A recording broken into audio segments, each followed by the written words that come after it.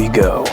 Let's break her open. Looks like right up here we have the remote. Looks slightly different from the last remote. Then we got this cord right here. I believe this is just to plug in the projector. And then there's also this one right here, which looks like it's HDMI connector if you're trying to hook it up to something else. Taking this off right here. Let's see what we got underneath. And that is the projector right here. Let's pull this out and see what we got.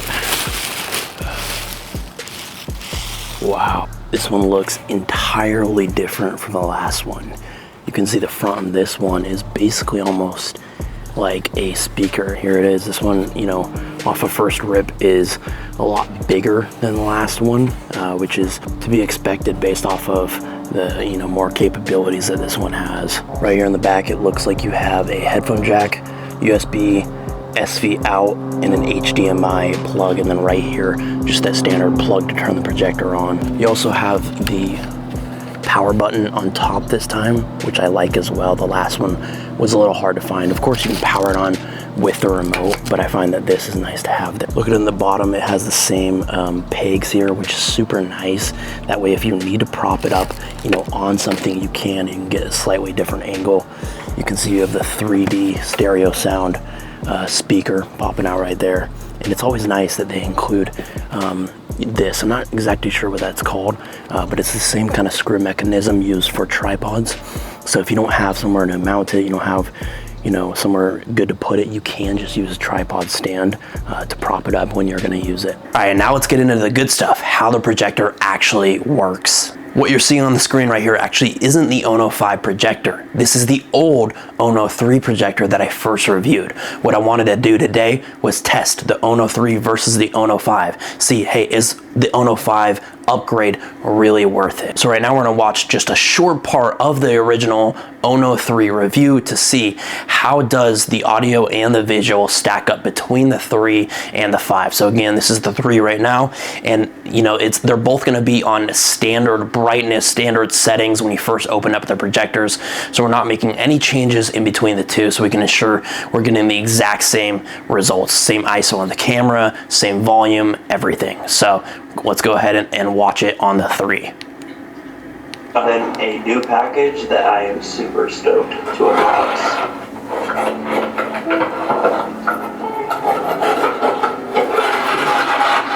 It is the ONO5 Pro projector. I've never actually had a projector before, but I've always wanted one. Reached out to this company, they're happy to send one over, and I'm happy they were able to do so because I also get to give you guys a review right here, just unboxing a few things on top of the package: remote, a couple cords.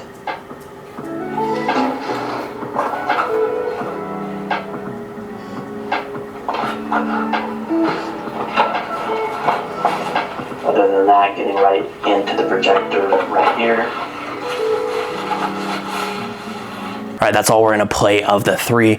I am, FYI, wearing a lav mic on my hoodie right where I would be laying down when I usually use this projector. The projector is seated on top of my bed frame, pointed at this wall right here. In general, you know, really quickly, I've loved the ONO3. But I've never had another projector to compare it to before. This was my first projector ever, and I have really loved it. The only downsides I would say that I've experienced is mostly the remote. I ended up having issues with the remote not working well, not being able to use the down button very well. I think it could simply be replaced and the problem could be fixed, but that was one of the main issues that I had. Other than that, the experience was really great. I always thought that the visuals looked super clean and much better than I ever expected they would be, and same with the audio. All right, I just turned on the ONO5 Pro, and one thing that I wanted to mention real quick is that the home menu is very similar looking, right? But a huge addition that they have on this one is they now have HBO Max, which is something that they didn't have on the ONO3, which is a ginormous addition for me, so that is a huge plus. I know they also have a lot of other apps, so there's probably a lot of additions that they have in the 5 that they didn't have in the 3. I don't think they had Apple TV on the 3, I could be wrong, but that is something, you know, that is a big addition to the 5, I believe, as well. Just got in a new package that I am super stoked to announce.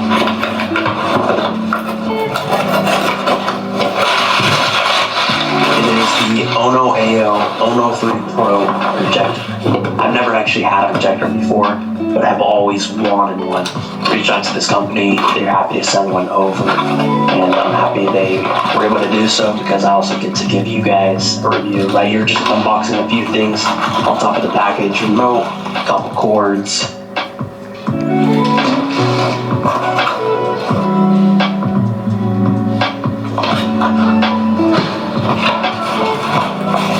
Other than that, getting right into the projector right here. And that's the 5 right there. And me personally, completely unbiased opinion, seriously, it is a huge improvement, not only visually, but mainly actually with the audio. That was at the same audio level, and that was almost too loud for me. So there's so much more audio capability here, which is nice to kind of have that range if you need it. But not only even just the range, but the bass. The bass is so much more powerful. I mean, literally, like you guys saw earlier, the front end of this projector looks like a speaker. I mean, it is powerful. Not even only just the audio, though. I definitely think that the visual took it a step up as well. It just looks clear, more clear. It looks brighter, better picture overall. Some of the other improvements in the 5 from the 3 is, for one, smarter image optimization. When you turn on the projector, it auto focuses, it auto does the manual keystone correction on the wall for you. I do think that with the keystone correction, a lot of times it doesn't get it perfectly right and I have to manually do it, but autofocus is super nice. And just in general, I think the process is a little bit easier. Obviously, the immersive sound system is a huge upgrade with the wider soundstage, the deeper bass. It's more cinematic, and obviously that's what you want. The brighter display, obviously, and the upgraded remote, which, like I said, was something I had troubles with the 3. So upgraded remote for me, might seem small to you, but for me, that is, a big deal.